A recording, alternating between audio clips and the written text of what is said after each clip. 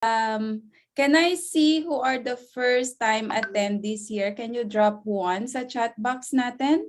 First time attendees?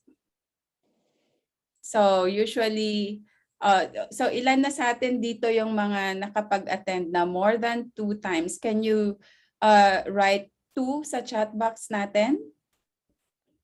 I wanna see. Okay, good. Queenie, second time. Bev, more than, okay. Melanie, first time. Lori, more than 2. Okay, great, great, great. So the reason why I ask is because marami sa atin ilang beses nang uma-attend. Actually, tinitingnan ko yung mga attendees natin kanina.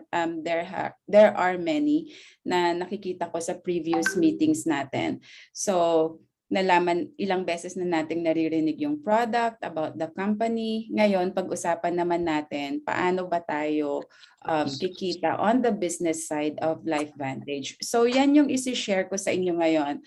So, pagpasensyahan nyo na po itong topic na to medyo seryoso siya and kailangan lang natin ng attention. But I made it as simple as I can para mas maintindihan natin siya. Let me share my screen. Okay, sorry.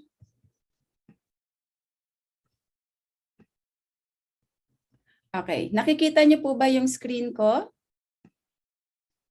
Yes, Marcia. Yes, okay.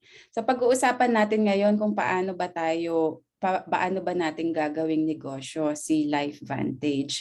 So this is the sales and compensation plan for the Philippines. We have to understand na yung ibang mga aspect dito is a little bit different sa mga other countries like US, Australia. So yung compensation plan ng Philippines is designed for long-term success ng distributors natin based sa behavior ng pagnenegosyo dito sa Pilipinas, specifically for MLMs.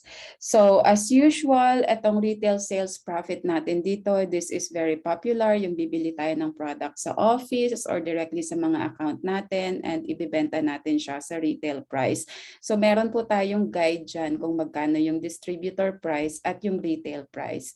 So kung magbebenta tayo ng mga products sa mga prospects natin that they are not enrolled sa Philippines or not enrolled sa LifeVantage, kailangan ibenta natin siya sa tamang presyo sa retail price para naman may kita tayo dyan. So pag-uusapan natin yung iba-ibang klase ng pagkakakitaan. Mag-umpisa tayo dito sa Smart Start Bonus. Ito very timely to kasi nag-uumpisa pa lang tayo. Sino na dito ang naghihintay na ma-enroll sa system? Please type me sa chat box natin. Sino na ang excited mag-enroll next week? Alam ko marami ang naghihintay. So, wala pa akong nakikita. But anyway, okay, Erlin C. Okay, Jan Christine. I saw you, Jan Christine, earlier. Very proactive sa chat group. I sent you a message. Okay, so madami-dami sa team natin ang naghihintay na ma-enroll. Okay, so ito ang kailangan nating unang-unang maintindihan pag nag-enroll tayo next week. Smart Start Bonus. So pag na-enroll na tayo, at nag-enroll tayo ng mga bagong tao, ito yung unang-unang commission na marireceive natin.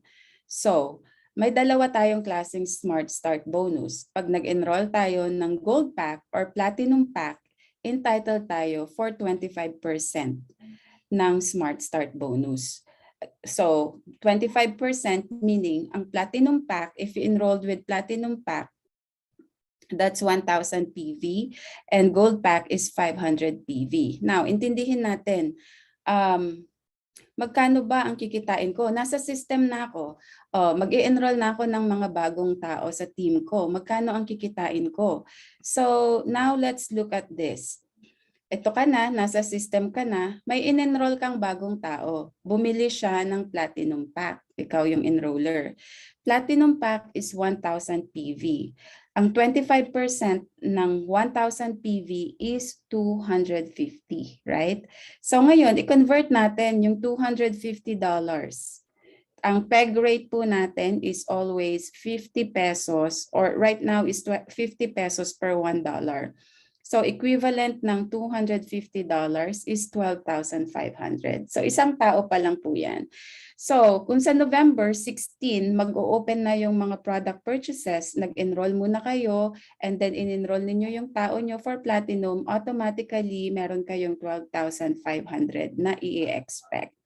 At pag nag-enroll naman yung tao na prospect ninyo in a gold pack, that is 500 PV. Ang equivalent po niyan is $125 or 6,250 pesos. So just to give you an idea, magkano ba itong gold pack? Itong gold pack is 30,200 pesos. So provided nag-enroll kayo by gold or platinum, 25%. So yan po yung laging tatandaan natin. Now, hindi naman lahat ng nag-enroll is gold or platinum yung kaya nila sa umpisa, di ba? So pag nag-enroll sila using the silver pack, may makukuha pa rin naman kayo. So 25% of 250 PV is 62.5. Convert natin siya sa dollars, $62.50. US dollars po ah. So equivalent niyan sa peso is 3,125. So screenshot nyo lang po ito para may guide kayo, para alam ninyo kung magkano yung kikitain ninyo every time nag-i-enroll kayo ng bagong tao na kayo yung direct enroller at nag-enroll kayo mismo by gold or platinum pack. Ngayon, meron naman tayong option. So, let's say hindi ko pa afford mag-enroll ng gold or platinum pack, pero gusto ko nang mag-enroll. We can enroll by enrolling sa silver pack, yung 250 PV. 250 PV is around 15,100. So, ang makukuha naman nating commission dyan sa Smart Start bonus sa mga i-enroll nating tao is 20%. So, may 5% na difference. So, ngayon, tingnan natin yung figures. So, pag nag-enroll ka in a silver pack at nag-enroll ka ng bagong tao ng platinum, ang makukuha mo ay 10,000 pesos. At pag nag-enroll ka ng gold, ang makukuha mo is 5,000 pesos. At pag nag-enroll ka ng silver, ang makukuha mo is 2,500 pesos as a Smart Start bonus. So meron pa rin, may slight 5% difference lang. Ngayon, tingnan natin yung difference. So ngayon, magde-decide kasi kayo kung gusto ninyo na mag-enroll ng gold or platinum. So ito yung magiging difference. So sa platinum, may 2,500 pesos na difference. Pag sa gold, meron kayong 1,250 pesos na difference. Pag sa silver, meron kayong 1,000. Magkano to? Hindi ako magaling sa math. I-minus nyo na lang po. That's very simple. So yan yung difference. Pag nag-enroll kayo ng gold or platinum and silver pack. So if you feel like marami kayong i-enroll, more than 10 at yung 5% na yan is nagmamatter sa inyo, then I would recommend you go for the gold or platinum kasi mababawi nyo naman siya, and yung Smart Start bonus ninyo is hindi siya nagbabago habang tumatagal, di ba? So if you are entitled for 25% ngayon dahil nag-enroll kayo ng gold or platinum pack, every time na may mag-e-enroll sa inyo, you are already entitled for 25% Smart Start bonus. Ngayon, maraming nagtatanong, hindi ko kasi afford na mag-enroll ng gold or platinum this time. Pero gusto kong mag-upgrade. I-allow ba namin na mag-upgrade? Sa Philippines po, may chance pa rin naman, but it's not upgrade. Kung gusto ninyo, if you are looking at enrolling, like halimbawa may 10 taong papasok, kayo yung direct sponsor talaga, and you think malaki yung amount, magmamatter yung amount, So, pwede po kayong bumili ng panibagong gold or platinum pack para ma-upgrade sa 25% yung Smart Start bonus.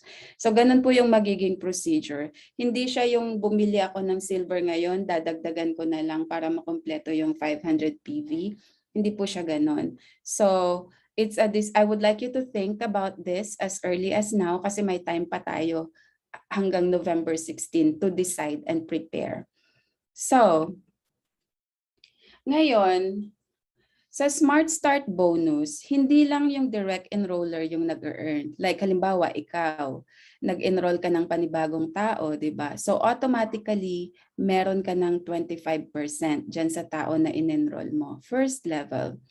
And itong tao na in-enroll ninyo, nag-enroll din siya ng panibago. So as long as your account is active and qualified yung account nyo, mag-earn kayo ng 5%. Now, kung yung level 2 ninyo is nag-enroll pa ng panibagong tao, meron kayo ulit na 5% hanggang sa level 4. Di ba maganda? So ibig sabihin nito, tulungan natin yung mga in-enroll natin na magkaroon din sila ng sarili nilang team. Kasi hanggang sa 4 na level na to, nag-earn kayo ng tigpa 5%. So, let's make it a habit na tulungan yung in-enroll natin at turuan natin yung mga in-sponsoran natin na tulungan din yung mga tao nila para lahat sa team is nag-earn ng ganito.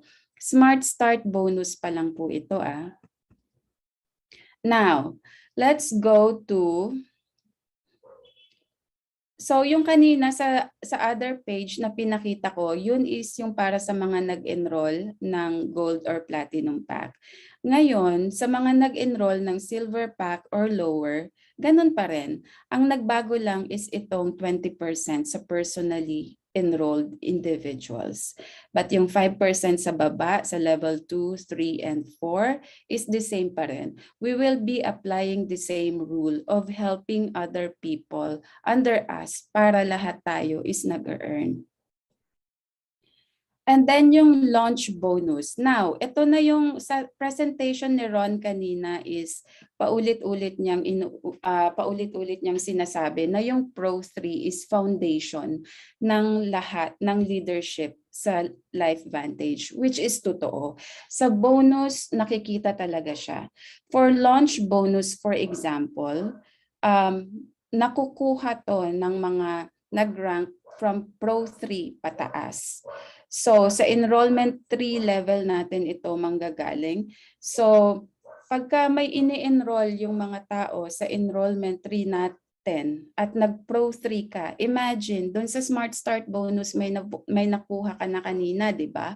So, pag Pro 3 ka, mag-earn ka pa rin ng 5% dyan sa mga enrollment nila. Kahit hindi na sila kasama doon sa first 4 levels kanina, kahit na 5th, 6th, 7th level na sila, basta ikaw yung pinaka-unang Pro 3 or Pro 4 sa taas nila, may percentage ka pa rin dyan bawat enrollment. So sa bawat platinum pack na nai-enroll sa enrollment 3 mo at ikaw yung Pro 3, makakakuha ka pa rin ng 2,500 pesos. Sa bawat gold na ini-enroll at ikaw yung Pro 3, makakakuha ka pa rin ng 1,250 pesos. Sa bawat enrollment, sa downline mo, sa enrollment 3 mo, na ikaw yung pinakaunang upline na Pro 3, makakakuha ka pa rin ng 625 pesos. So Pro 3, Pro 4, Pro 5, Pro 6, Pro 7, Pro 8, may percentage kayo sa mga bawat enrollment na pinapasok ng team ninyo. So ito po yung mga corresponding prices. Nilagay ko na siya po siya dyan. And you can take a screenshot of this para may guide kayo. Kasi doon sa official guide, wala siyang figure, just the percentage. So, clear po ba? Maganda yung maganda yung pagtutulungan ng team for enrollments, especially if you are Pro 3 and above kasi marami na kayong makukuhang additional benefits. Now, ito naman yung unilevel commissions. Yung unang napag-discussan natin kanina, the Smart Start bonus and the launch bonus is exclusively for enrollments. Yung uni-level commissions naman, dito papasok yung mga monthly subscriptions or purchases after enrollment or second order purchases and beyond. So dito papasok yan sa ating uni-level commission. Or sa mga nag-order during the first month pero sumobra sa 1,000 PV, so dito na rin papasok sa uni-level. By the way guys, yung ating Smart Start bonus, may maximum yon na 1,000 PV, has a 25%. So anything in excess to that, papasok na dito sa uni-level commission. So now, tingnan natin. So again, this is by level. So up to the 9th level ito. So halimbawa, pag distributor ka pa lang, bago ka pa lang, isa pa lang yung na-enroll mo, first level pa lang, ang makukuha mo dito is 2% lang. So pag Pro 1 ka, 2 level na yung makukuhanan mo ng percentage. Pag Pro 3 ka na, ang dami na. 5 levels na agad yung makukuhanan mo ng uni-level commissions. Pag Pro 4 ka na, up to 6 level yung may commission ka. And pag Pro 5 ka na, medyo madami na, hanggang 7th level. Pag nag-elite na tayo, Pro 7, ito yung rank nila Tita Josie, hanggang to the 9th level na. So sa rank ni Marge ngayon, ito yung covered ng uni-level bonuses niya. Ang dami, 'di ba? So imagine, lahat ng downlines halos is covered. So uni-level is powerful. Hindi ito yung malakihang commission, pero pag naipon yung mga bagong customers or repeat orders, is naiipon din ito for uni-level commissions. This is for your long-term plan. Remember guys, malaki ang satisfaction rating for all those that have tried our product. So malaki din yung tendency na magre-reorder sila monthly, not just for themselves, and probably i-recommend nila sa mga family nila. So itong mga purchases na to is magka-count dito sa ating uni-level commissions. Now, let's say sa ating, bigyan natin ng figure or visuals yung chart kanina. So let's say ikaw to, and then may dalawa kang taong first level. Ang total PV na na-generate nila sa second month, for example, is 200 PV. So kunin natin yung 2% ng 200, which is, okay, 200 PV. I-multiply pala natin siya. 200 PV times 50 equals 10,000. So 10,000 pesos, multiply natin yung 2%. So meron kang 200 pesos. So hindi siya malaki pagka kokonti pa lang yung tao mo. But imagine, pagka marami na to, at especially now na kayo yung pioneers ng LifeVantage Philippines. Lahat ng mga tao na papasok in the future, kayo yung nasa taas. So imagine kung gaano to karami in the next few months. How much more in the next 2 to 5 years, 'di ba? So maiipon lang siya. There. So lumalaki tong income na to based sa dami na ng tao na nagre-reorder under your generation. So ito, wag nating paghinayangan yung effort natin na magpasok ng customer, mag-educate ng product from time to time, i-invite natin sila to attend yung mga product info sessions, because eventually if they will not become distributors, they will become our customers. So ngayon naman yung generational matching bonus, ito na naman si Pro 3. So si yung kanina, lahat ng upline nag-earn. Dito naman sa generational matching bonus, Pro 3 and above na naman ang kikita dito. So imagine kung yung downline mo is kumikita na ng uni-level bonus. Kung magkano yung kinita nilang uni-level bonus, 10% nun is mapupunta sa'yo or bibigyan ka ng equivalent amount to 10%. Pag galing siya sa second generation, 5%. So may qualification lang to na dapat every month meron kang 200 PV sales volume, ibig sabihin actively na nagbebenta ka talaga o nag-o-offer ng product natin. So itong 250 PV na to is a combination of your personal purchase, new sales volume, ibig sabihin may bago kang customer na pinasok sa system, probably they bought 100 PV worth of product, or kung may bago ka namang distributor, if they buy something new or they are new in the system, then makakount siya dito sa qualification ninyo. Remember guys, yung mga requirement na 100 PV, 200 PV, it's not always gonna be coming from you. You have to at least purchase 40 PV and yung iba pwede nang manggaling sa mga customers ninyo.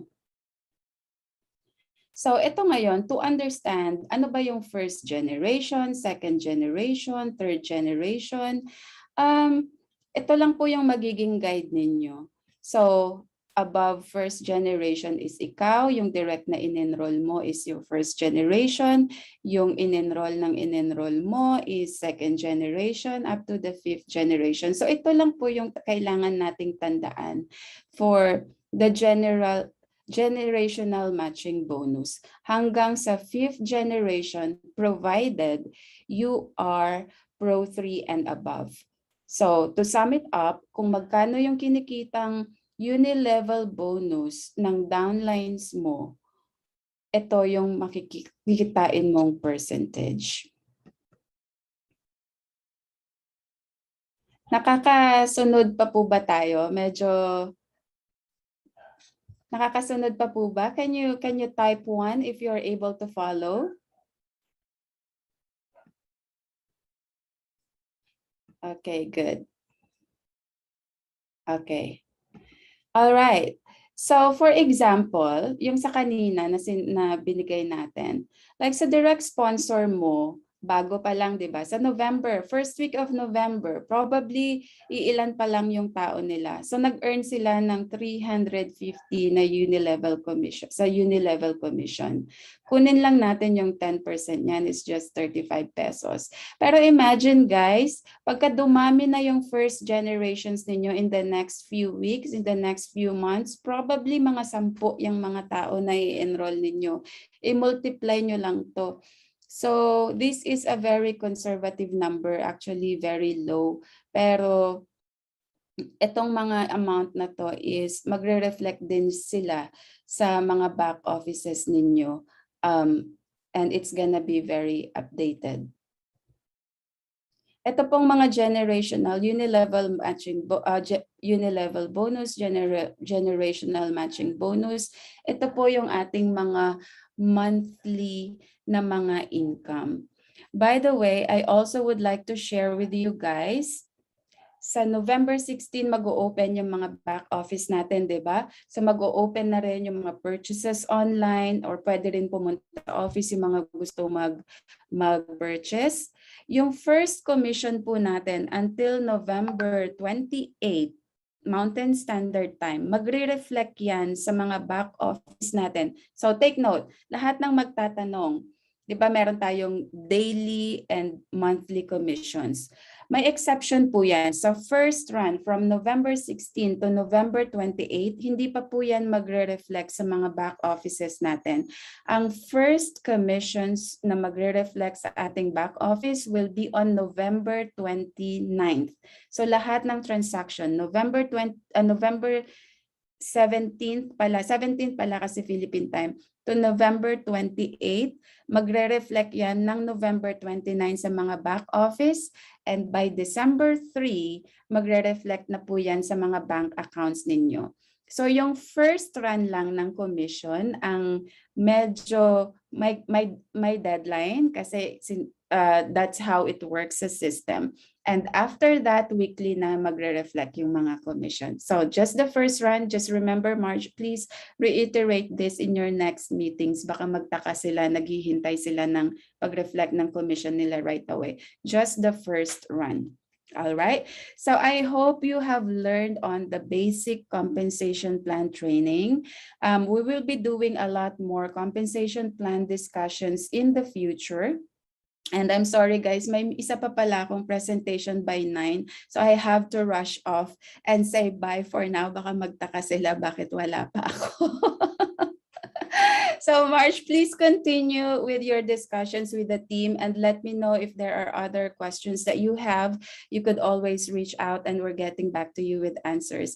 So have a nice evening, guys. I leave for now. Thank you, Mars. Thank you. Okay.